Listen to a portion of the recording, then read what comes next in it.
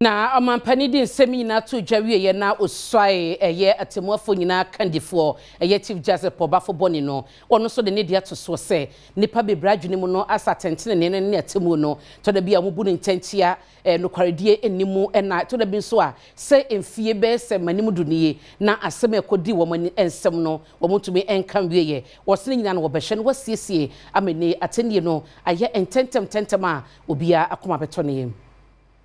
Abra Chief Justice Bafo Boni womo esu anade eso ewieye no wodi to just say obey de obeye bia hwese eye court wonsem ebegina na emebia atosin no wobehwe na womo etimi ekenya mu se ne omanfo nso ebenya eye court wonsem emugidi. Our judiciary must be independent, impartial, and accessible.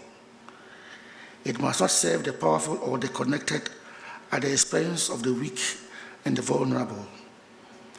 It must resist any incursions on its freedoms, but also embrace accountability, transparency, and continuous reform.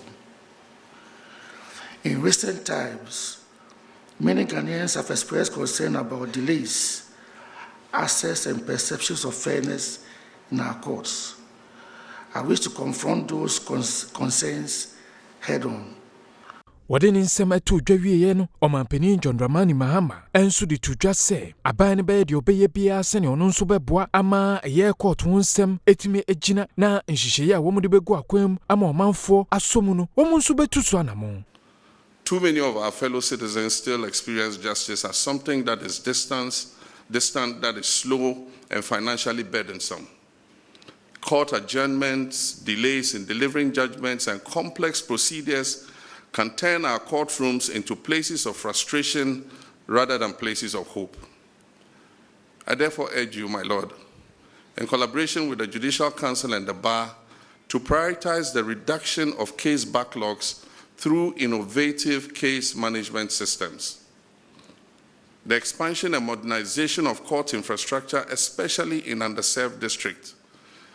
Also the use of technology, e-filing, virtual hearings where appropriate, and digital recordings to improve efficiency, and also simplified procedures, especially for small claims, family matters, juvenile and labor matters, so that ordinary citizens are not excluded by technicality.